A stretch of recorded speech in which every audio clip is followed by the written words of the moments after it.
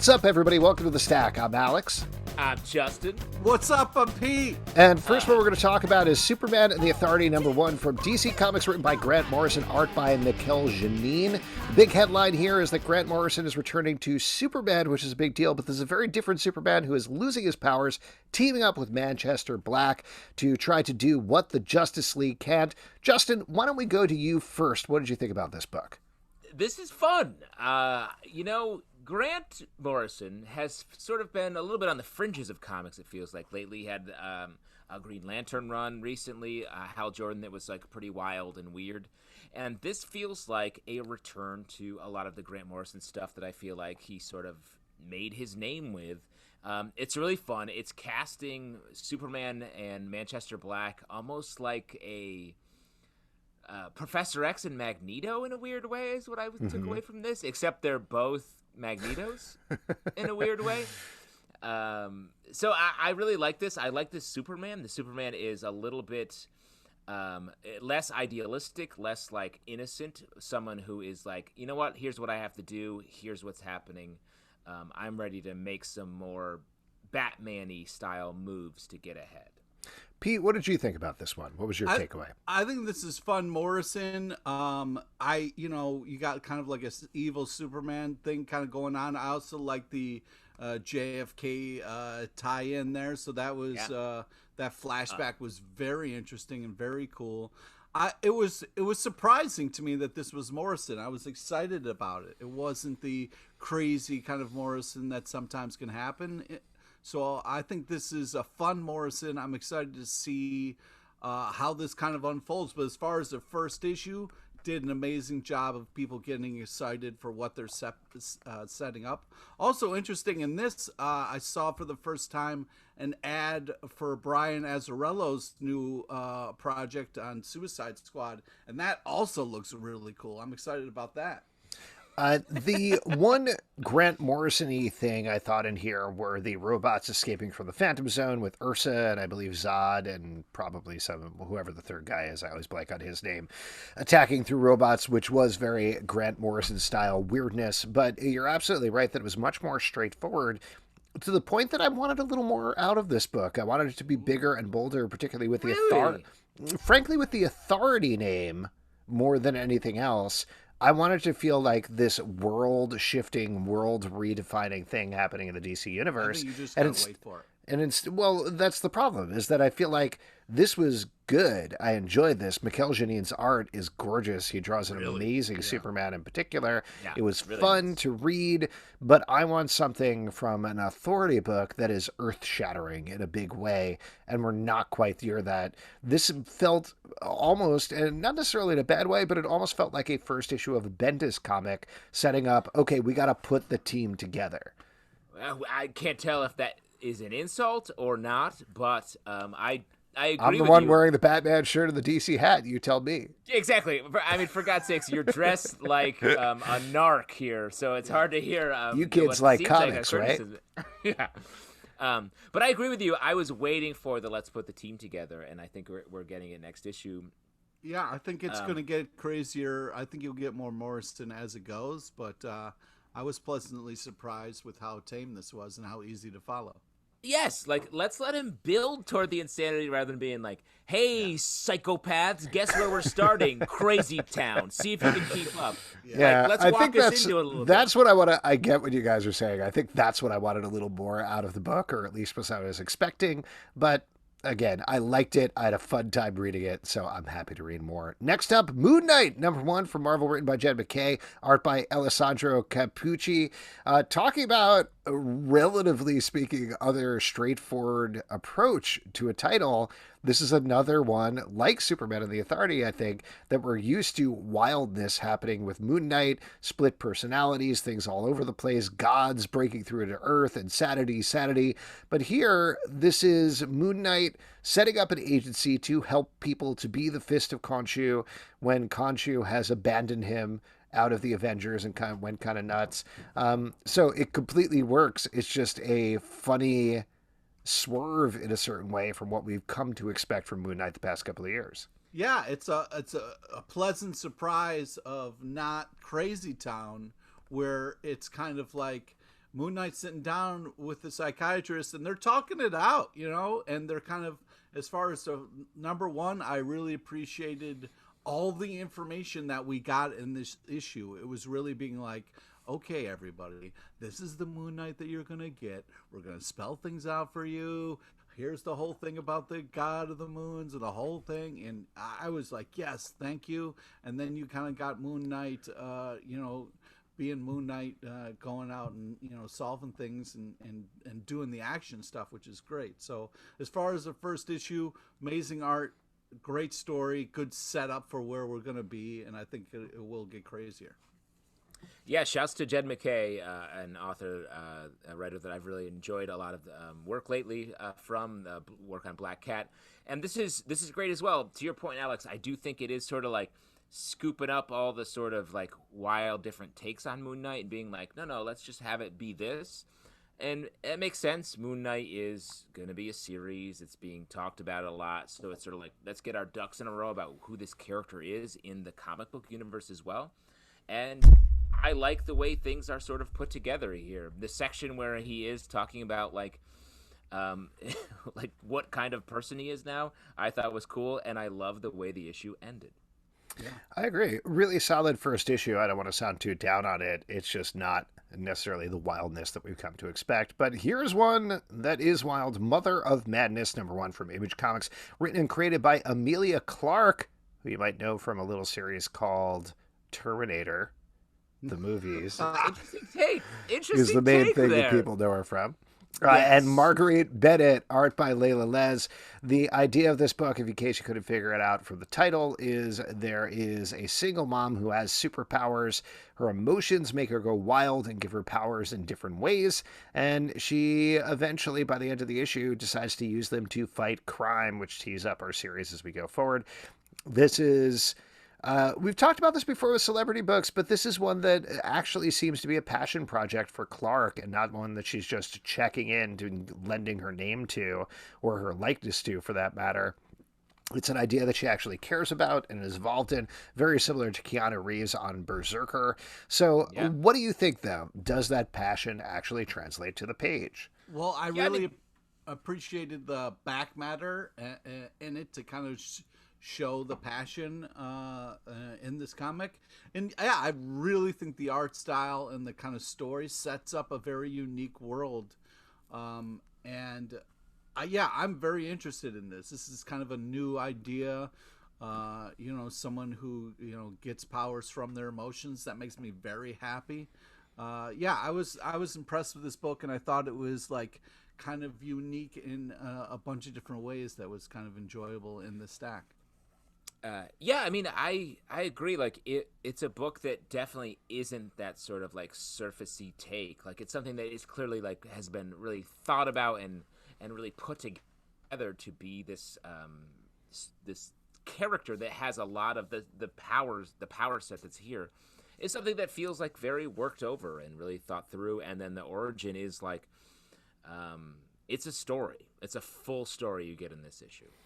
Yeah, I think there was almost too much here. It felt like I have a million ideas and I need to get them all out on the page. So it could have used a little streamlining potentially. But like you guys have been saying, the powers are very interesting. I think the way that Leila Leiz draws them is really creepy and great. Weird. Yeah. And now that this is going to come out worse than I mean, but now that she's almost gotten this vomit draft out in the first issue, I'm really curious to see where it goes in the second issue, where you have the conflict set up, you have the characters set up, you have all this exposition set up.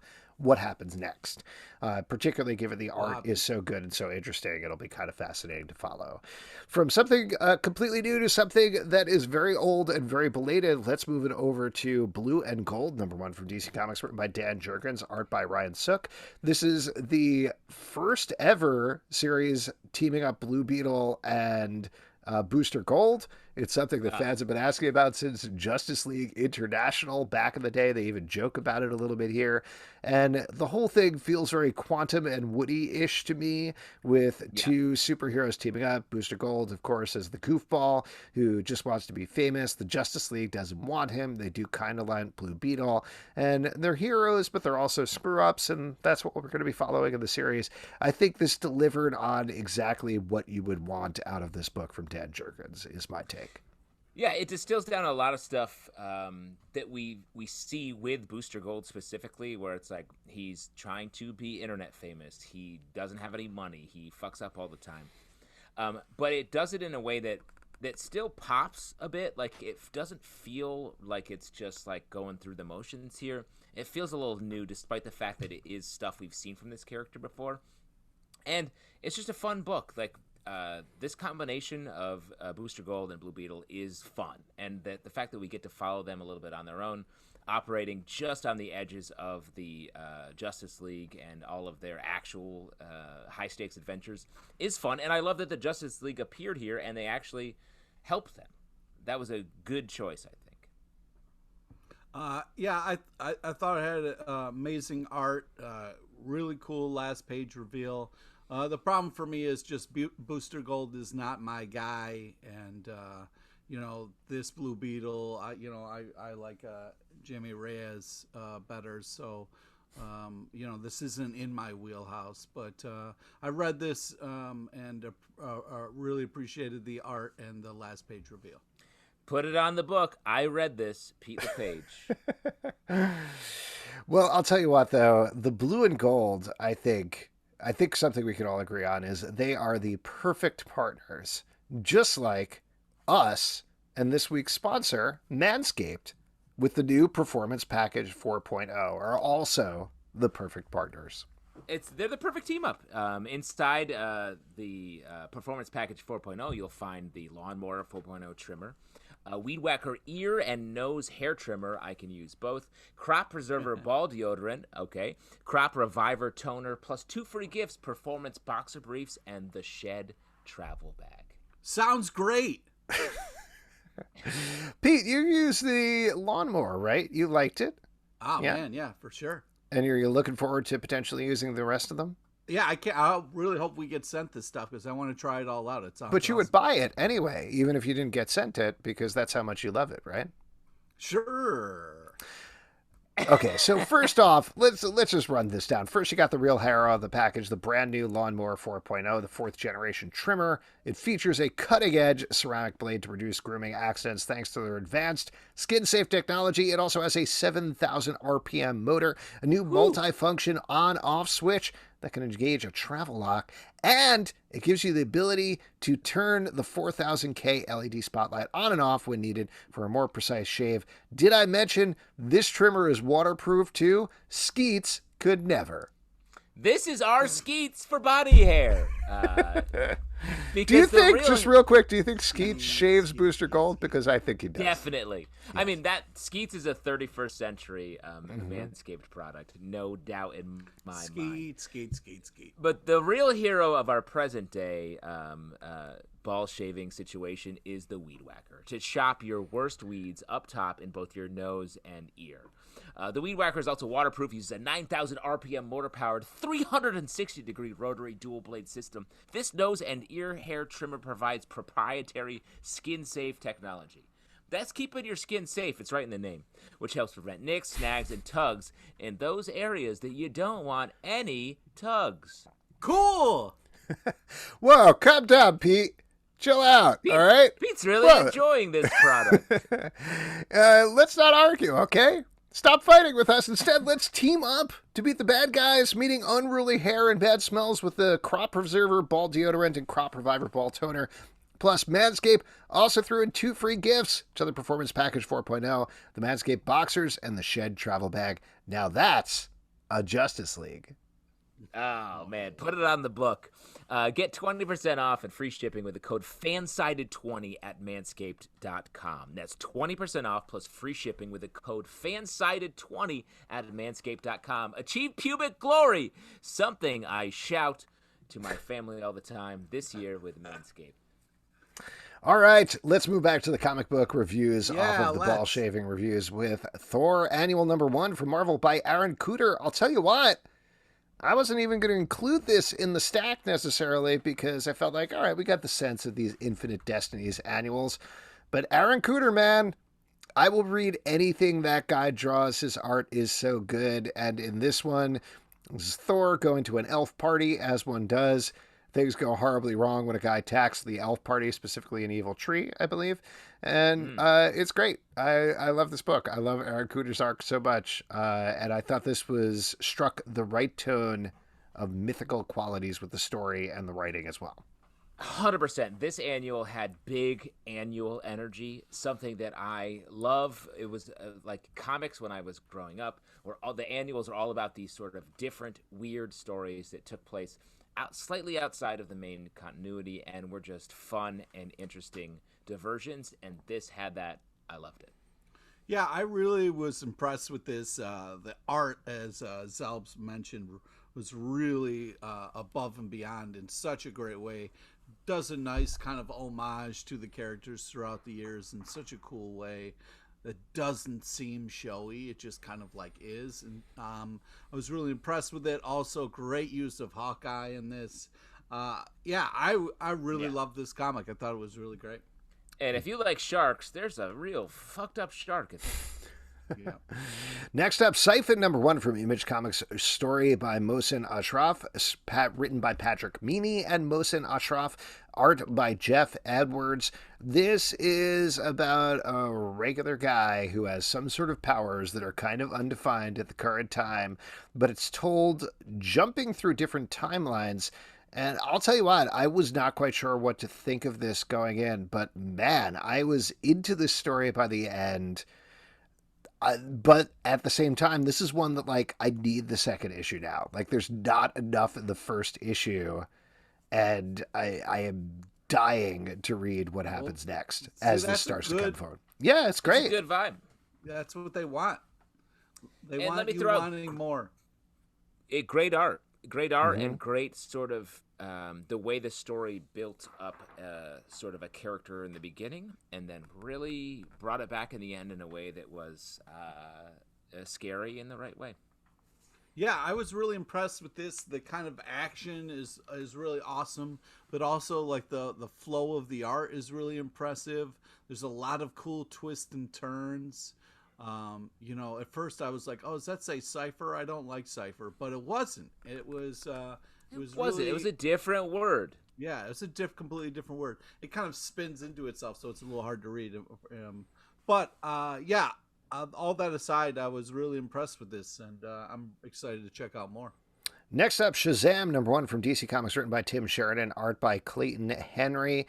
This book is starting to skirt against what happened in Future State with Shazam, I believe, but in an interesting way because it's filtered through what's going on in Teen Titans Academy. Shazam is starting to lose his powers. He tries to figure out how to get them back, and to do it, he's going to head to hell. It's interesting because this is kind of shades of what's going on in both Thor and the Beta Ray Bill books at this point over in Marvel, but in a very different way. I don't know it's quite as successful, but I thought the art was solid and the characterization was good, and I like Shazam, so I'm definitely interested to read more. Yeah, I agree with you a bit, Alex, in that it was a weird beginning issue. A character like Shazam, I feel like, stands on its own. Mm-hmm. And this issue was rooted so hard in in Titans stuff that it was like, oh, okay, weird starting point. And then I'm curious where it's going to go. But Shazam, I feel like, has been sort of swept aside in a weird way in DC right now. And I'm curious what the new take can be. I kind of like the fact that it started with the Teen Titans because the touching school scene with Nightwing and Shazam in school was really kind of powerful, and I liked it. I thought this was a really great story, a lot of interesting action, and the art was just really fantastic. And I like the touching moments, so I'm excited to see where this goes. Next up, Homesick Pilots #7 from Image Comics, written by Dan Waters, art by Caspar Wijngaard. After spending the last issue with our bad guys, this issue we head over to our good guys and focus on them. I put big question marks there because I mean, it really is. Nobody is necessarily good in here. One is a blood suit who's trying to power a mech to take down a haunted house that's filled with probably evil ghosts. And the haunted house that fills with evil ghosts is probably our good guys, maybe, but not entirely clear. But listen, the art is so good and the characters are so good here and everything is so creepy the way that it rolls out in terms of the haunted house and the visuals of the ghosts. Love it. Every issue of this is a home run. Yeah, this comic has big lock and key energy. Ooh. A comic that we love. And I feel like both tonally and in artistically and a lot of ways this just sort of it's being rolled out. It feels like we're being ushered into a much larger story and a much larger continuity, and I really like that. Yeah, it's very interesting. I'm having a lot of fun with this book because there's a lot of twists and turns. You think you get a handle on it, and it kind of opens up a little bit bigger. And the creativity, the panels, and the designs of the villains or bad guys is really, really fun and so interesting.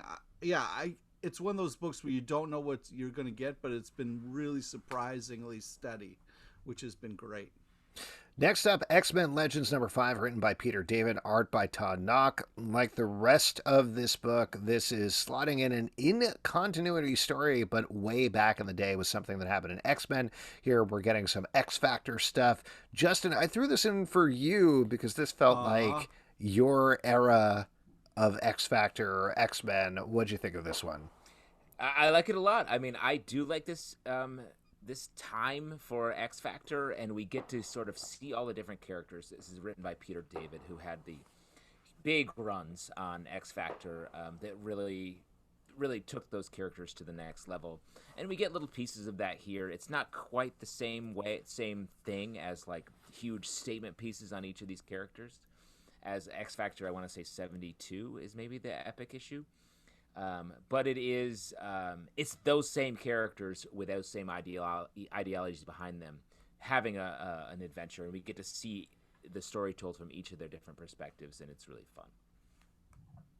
Pete? Well, you picked it for Justin, so it doesn't matter. But you could weigh in because you read it. This is not your thing. I know this is not your thing. Yeah. Chew number 6 from Image Comics, written by John Layman, art by Dan Boultwood. In this issue, our main character is heading off on a cruise, going on a little bit of an adventure there. This is the dark side of Chew, CHEW, focusing on his sister, but I would say this issue was the most Chew-like so far, and I dug it. I enjoyed the series. They talk about how they were very delayed by the pandemic, but I'm glad it's back because it's a lot of fun to read. And this is CHU. Yes, thank you, Pete. Yeah. What did you think, Pete? This is definitely more in your wheelhouse. Yeah, I mean, fantastic art. This kind of weird world of like people using their powers through kind of like taste and smell and stuff. And they do a really kind of fun job of always creatively kind of pushing the story through that. So it's a very interesting kind of window and world to kind of peek your head into. And it's definitely always worth checking out. They do such a solid job with these books. I like this a lot. I like that they're moving into some wine. Let's talk wine here. Mm-hmm. Very fun. And it feels like it's funny how they've shifted into. There's so much. Our main character is a bad guy essentially. Mm-hmm. So following her side of it is a whole different world. Sounds like you're drunk over there, buddy. So it's fun to hear you talk about wine. His internet went a little in and out. Don't even worry about it. My internet went wrong. You know why it went wrong? Because I was looking up what X Factor issue it was, and I think it was 87. See, you can't look that up. That'll shut down your internet. That's how I they know. set it up back in the day. They were like, don't look up X Factor stuff. That'll slow down your internet too much.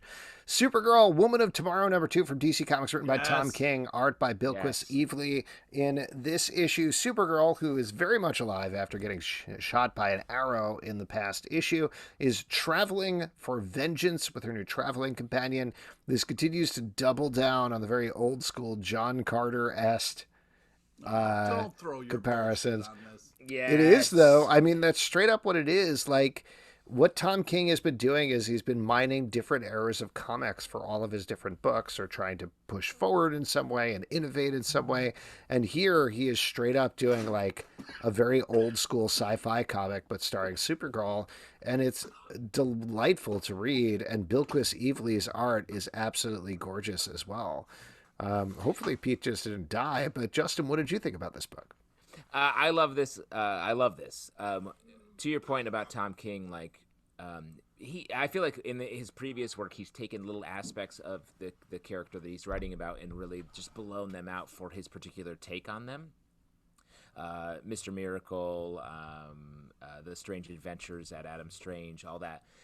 This feels like it's a little bit breaking new ground. Supergirl's a character that feels like she's had a few different iterations, and a lot of them sort of conflict. So to really start over and put her in a very different place and start to put some defining situations on her, I think is really interesting and fun. Yeah, totally agree. Pete, first of all, you all right? You Yeah, okay? I almost choked to death over here. Oh my gosh, I'm what so are you sorry. choking on? The booze we were drinking. Oh, Liquid. That's a liquid. do you think? I was just thinking about this. Do you think if one of us died on the podcast, would we keep going? You would keep going. Yeah, we'd have to finish. Yeah, Sure, we'd we'd have- alert the authorities, but we'd keep going. Yeah, I'd text them. I'd text 911. Yeah, Oh my you could God. text 911, right? Yeah. Hey, You it's up? an emergency. It's an emergency, but I'm busy. Also, Yeah, the art alone, so worth this. imagine. I mean, those should be your last words at some point. So I wrote down on the notes. I wrote, "Go fuck yourself. This is the most amazing looking Supergirl ever." my God, you're crying. Oh my God. Yeah, I'm having a hard time. I really do think, honestly, a really good epitaph for you, Pete, would be "It was worth it for the art alone." Life. Yeah. And speaking about Yeah, life, just on your tombstone. I think that would be really good. and I know Pete, we've said we're all designing each other's tombstones. So definitely. We made that Well, pact but, back in high we school. made They're that like, pact. hey, before graduation, we're designing each other's tombstones. Don't make me laugh. Yeah. Oh, my Sorry. God. Never, You'll make me never. laugh. You'll make me cry. Never. We would never do that. Undiscovered Country, #14 from Image Comics, written by Scott Snyder and Charles Soule, art by Giuseppe Camuncoli and Leonardo Marcello Grassi. Here we are in Inspiration. What's the name of this? Not Prosperity. Yeah, it's Imagineering. We're in the Imagineering section of the United States, and some of our heroes are fighting against superheroes. Others See a are fighting possibility. Yes, thank you. This is very fun because, of course, this is in Snyder and Soule's wheelhouse in terms of writing about comic book things and comic book tropes. Yes. But like we talked about with the last couple of issues, it really snapped into the past arc, the Unity arc, with all the characters, really figured them out. Everything suddenly became clearer and the danger became bigger. And here now they're having a lot of fun with everything that's going on. This book is a blast to read. The bottom of the boat stuff was just so gorgeous and unbelievable. Yeah, this is such a creative, interesting book that every time I pick it up, it's like, I don't know what I'm going to get, but it's such a cool story. I'm having so much fun with this. Yeah, this is a real box of chocolates type Oh, book, I boy. would say. Oh, Jesus. nice. We all get what you're talking about. Well, I will say this issue particularly did a great job of telling sort of one story without Yeah. getting too caught up in the wild details of the world around them, while still like keeping everything going. And I like the way that this issue was sort of about comic books, but it also like we were with the characters the whole time. Great book. Next up, Nightwing number 82 from DC Comics, written by Tom Taylor, art by Bruno Redondo, Rick Leonardi, and Neil Edwards. In this issue, we're picking up on the big cliffhanger from the last issue where Dick Grayson found out he had a sister. Here we find out it's true, or at least she and her mother says it's true. We find out her history, how she came to be his half-sister, and why it's okay. It wasn't like his father cheated or anything like that.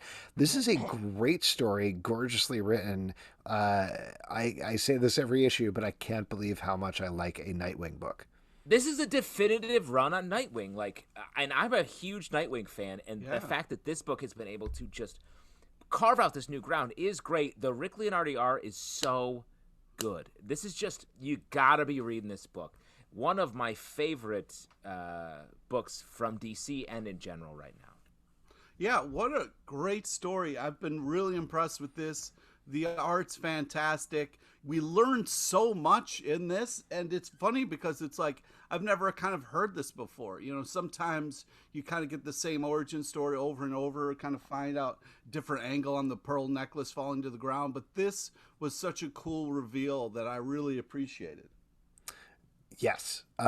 Just to be clear, Pearl Necklace, Bruce Wayne, Circus, Grayson's, but the Pearl parents, the Pearl Trapeze parents. Yes, I'm just saying we get the same kind of thing over again. Yes. Oh, absolutely. You're 100% correct. Next up, Radiant Black number 6 from Image Comics, written by Kyle Higgins, art by Darko Lafuente, after the big reveal of the last issue of this one, where we found out there are more Radiants out there. In fact, a whole Power Rangers squad of them. We flash back, meet another one, find out the origin of the bad guy one, and it's great. This is a great one-shot. Justin, you were loving this one. What'd you think? Maybe my favorite issue of the series so far. I love that they had the confidence to jump back and tell a total standalone story and really, get into these characters that we've never really met before and just tell their story. This series takes risks, and I appreciate that. Yeah, I mean, I was a little disappointed in the dude in this story, taking the money and stuff like that. That was heartbreaking. It seems like he's not making the right choices. Yeah. Gambling. But very interesting. The art's fantastic. This is such a weird, cool story. I'm having a lot of fun with this book. Losing a lot of money. He's not a good gambler, it seems like. Next up, Dark Blood, number 1 from Boom Studios, written by Latoya Morgan, art by Walt Barda. And I'll be straight up honest about something. I mixed up Syphon and Dark Blood. Dark Blood was the one that I was talking about that jumps around in time to tell this story. And is the one that I am dying to read more of. It deals with... Well, I would say Syphon jumps around. No, it does the same thing. That's why I didn't correct myself, because I also like Syphon. But Dark Blood was the one that I was super into in terms of the art, super into in terms of the story. It also deals with a lot of race stuff in a pretty straightforward and upfront way that is very smartly done. But it definitely left me wanting to read a lot more about this book. So copy-paste what I said earlier for Syphon. Copy-paste. The best thing, the easiest way to understand an audio podcast. But I will say this was very good, and this comic's ability to capture just moment to moment action I thought was really great. It feels almost Watchmen-esque in the way that this feels like it could be a cutscene from a Watchmen comic in a way. Yeah. And I don't mean we don't get a ton of it's not opening up to some larger idea that is in the Watchmen world, but just the way that the story is poured out for us. It's really cool. I'm really curious about what is happening here, and I definitely will pick up the next issue. Yeah, I really was impressed with this as well. I loved the kind of art with the dots on it that kind of made it really feel old-timey for the time period that it was such a cool, modern, old-time look that was great. The stuff the character went through, you really feel it. It does a great job of just kind of reaching through the panel and playing with your emotions in the right way. Yeah, this, even though we're kind of bouncing around, it still really feels like the same story, which is impressive to do. And I was really impressed with this book. I can't wait for more. It's a different subject matter, but this reminded me a lot of Ex Machina, the Brian K. Vaughan book from back in the day. Maybe in terms of the art in particular, I could see how Art that for could be. sure, and a Yeah. little bit of the way that it's like the mystery of where their powers are coming from, and we're seeing two different time periods. Next up, Deadly Class, number 47 from Image Comics, written by Rick Remender, art by Wes Craig. This one is focusing on Saya, who is now in the 2000s and has one hand, and things are not going particularly well for her. Another great issue of this book, but it is so sad how far Saya has fallen by the time we meet up with her here. What'd you guys think? Pete, you're a big Saya fan. Oh yeah, this was so great to finally spend some time with her. Like, we haven't seen her much, so like really cool, unbelievable. Like the heartfelt moment of what she's going through is crazy. That little like wave in the park to the kid, even though the kid like rats her out to the cops. Which, kids, don't tell the cops and people, all right? Just mind your fucking business. But man, just really, what a great issue. Unbelievable art. Rick Remender, again, just killing it. And it's just great to revisit these characters and spend time with them. Justin, what about you?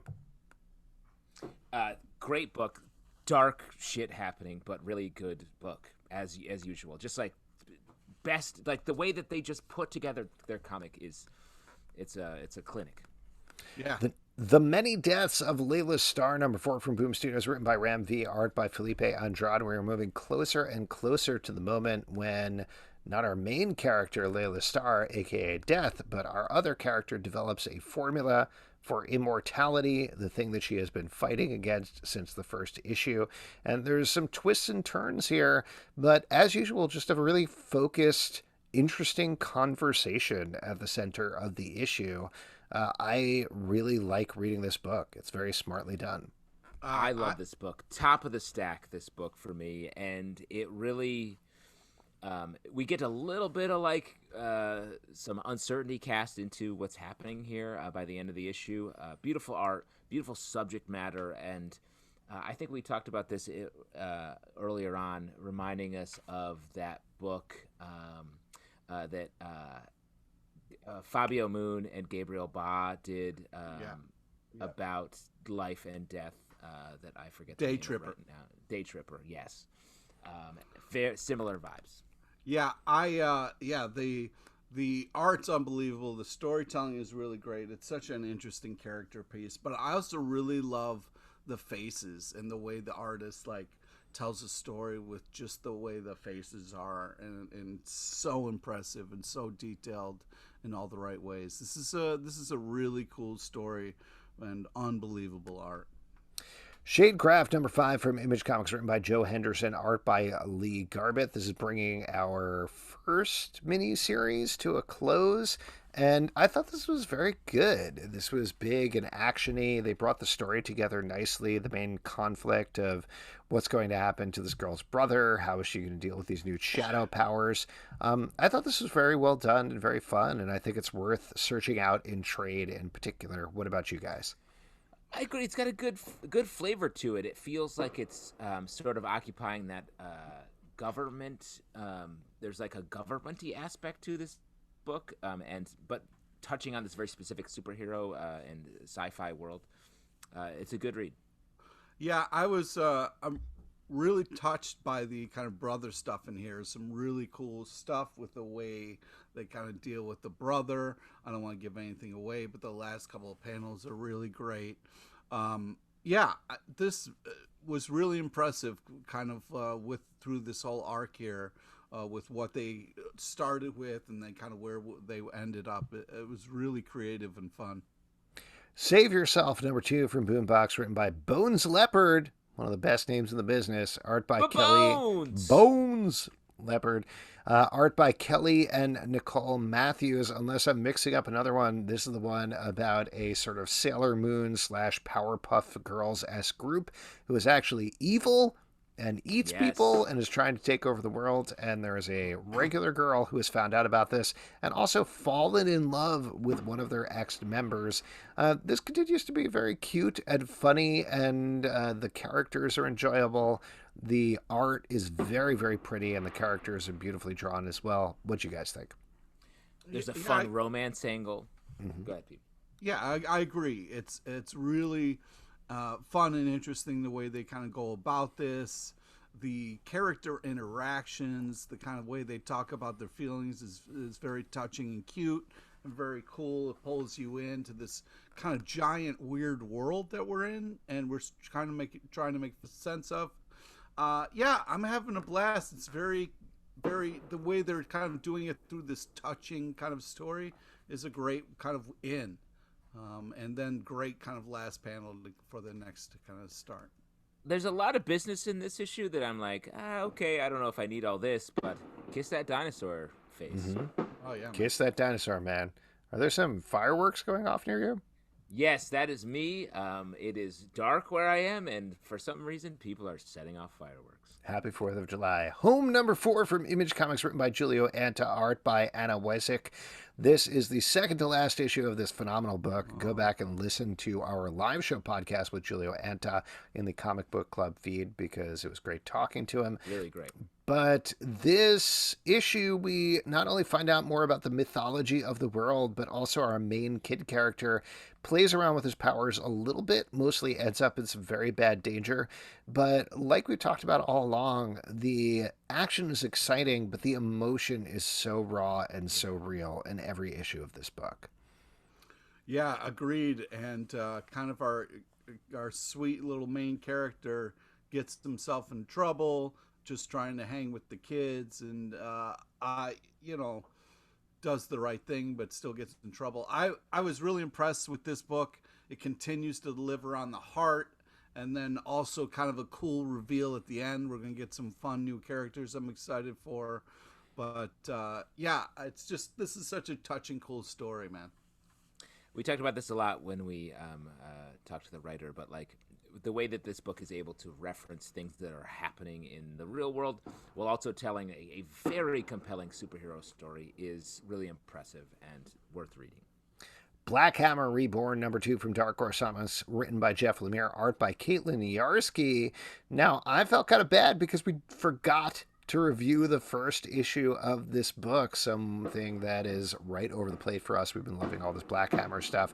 But this one, as you can tell from the title, is revisiting the world of Black Hammer years later with not the original Black Hammer, but the second Black Hammer, and focusing on her daughter. This also has art from Caitlin Yarsky, who was on the, oh my gosh, what was the name of the book? Not Crave. I'll remember it in a second, but whatever it is, her art is great and her layouts are awesome. And here we're getting this tripped out world that we're checking in with years later. Black Hammer has been fighting Skulldigger, and we're picking up on that conflict. I thought this was really good, and I definitely want to go back and read the first issue. Well, we've been talking about the Black Hammer Vision stuff so much that it's really nice to come back to sort of the ground on it and have that more like just straight up superhero take, rooted in Jeff Lemire's vision for the series, or these new characters based on his original characters. And real quickly, Caitlin Yarsky was on Bliss, the Sean Lewis book. Yes, of course. Yeah. Sorry, Pete, go ahead. Yeah. This, like the Skull Dude very much. I love the tripped out kind of shark fun that they have in this book. But yeah, very, very touching stuff with the daughter and the mom. So like, I loved all that. They do such a good job of packaging a lot of things in this issue. You get a lot of cool kind of comic book moments, but also some heartfelt shit, which is very enjoyable, and the art's unbelievable. And the people behind you, Justin, seem to really be enjoying it too. Time Before Time, number 3 from Image Comics, written by Declan Shalvey and Roy McConville. Art by Joe Palmer. In this issue, we're continuing to trip through time as our main characters try to figure out what's going on with the warring factions trying to control time travel. Really well drawn by Joe Palmer. Very, I was about to say confusing, but very all over the place in terms of the time travel, but I do think they bring it together well and keep the story streamlined at the same time. And this issue in particular has some really nice action to it. What did you guys think? Yeah, I really enjoyed the action and the art, and always when kind of you got some main characters fighting, that I get worried about that, but I really like where they kind of left off with that, and yeah, I mean, I'm a little worried about cars in the future. They seem really crappy and small, but Tiny. yeah, and not fun to drive. But all that aside, this deals with a lot of cool action, and they leave it in a very interesting place. So I'm on board. To your point, there is a lot going on in this issue, and it is a lot of like, well, here's the thing. In this era, shit's fucked up this way, and it's like, well, in this era, it's fucked up in this other way, and where were these people? But I will say, I do want to find out what the deal is with I do like the characters, and I want to know what's up. Next up, Bermuda #1 from IDW, written and letters by John Layman, art by Nick Bradshaw. This is, surprisingly, I would say, given the team, a relatively straightforward tale of a dude getting lost on a dinosaur-type island. You know what I mean. It's an old dinosaur island. Well, it's like a land of the lost type island where there's mer people and there's dinosaurs and there's giant lizards and there's other things. They're all warring. Savage Land. Savage Land, yeah, exactly. A dinosaur archipelago. I got you. Yeah, exactly. But it's Nick Bradshaw art, which is great. Beautiful. Oh my God. And John Layman always has a lot of fun with this stuff. So even if it is relatively straightforward, even with the big, not twist at the end, but the big plot developments at the end, I still really enjoyed reading this one. What about you? Yeah, I thought this, beautiful art, great fun adventure. The classic kind of like, you if you're going to travel over a creepy island, your plane's probably going to crash there, and, you're going to have to try to survive. But, yeah, I like the dinosaurs. They seem really fun, and I think it's an interesting story. The last page reveal was a little like, but I'm excited to see what's up. It's like Jurassic Park if the old guy with the cane was a female Aladdin. Yeah. That's exactly what I was thinking. Put that on the book. Last but not least, Compass #2 from Image Comics, written by Robert McKenzie and David Walker, art by Justin Greenwood. In this issue, our main character is continuing to tussle with people in Ireland, I want to say. Not 100% sure. In this issue, this book, I was not quite sure. Yes, it is Celtic, I believe. Okay, Celtic. But the art is really good and the characters are really good. I'm definitely intrigued to find out what's going on. It wasn't quite as clear as the first issue, but there's certainly a tease that we're going to get some really bad things coming down the road in issue 3. So I'm certainly eager to keep reading this book. Greg Rucka presents. Mm-hmm. Yeah, lepers are scary. But yeah, a lot of fun action. Just kind of some cool kind of Aladdin type roof jumping stuff that Justin's the sucker for. So a lot of Aladdin at the end of the stack here. Yeah, but yeah, I think they do a great job of getting you into this world and excited about wanting more. So I think they do a great job. And also I want to talk about Catwoman number 33 in our stack.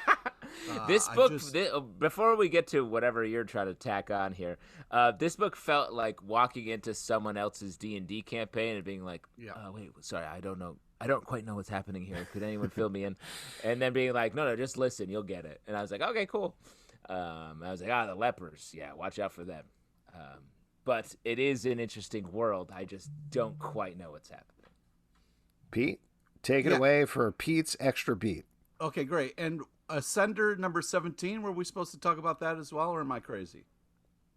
I don't know. There's not a supposed to talk about anything, but let me just say, Ascender 17, this book is coming to a close this series is coming to a close in a very exciting way, and I thought this issue continues the quality of this book from the original Descender series to the Ascender series has been excellent. I hope they have another version of either going down or going up that they're going to do another series about. Yeah, it's very touching and unbelievable, and the art is, I've said it so many times. You got to check this shit out. It's so great. Switching gears, Catwoman number 33, really amazing art, really dope action, and the last panel gives you so much hope. So great and powerful. Alex, anything you want to tack on here? Yeah, I love the fact that I send out an agenda every week that nobody responds to until we're live on a podcast. If you'd like to support this podcast, patreon.com/comicbookclub. Also, we do a live show every Tuesday night at 7 p.m. to Crowdcast and YouTube. Sure do. Come on down. We would love to chat with you about comic books. iTunes, Android, Spotify, Stitcher, or the app of your choice to subscribe and listen to the show. iTunes, Android, Spotify, Stitcher, or the app of your choice to subscribe. Did I say that twice in a row? Yep. Keep subscribing. Subscribe. Subscribing. At Comic Book Live on Twitter, comicbookclublive.com for this podcast and more. Until next time, we'll see you one jump ahead of the bread line, 2 steps ahead of the sword.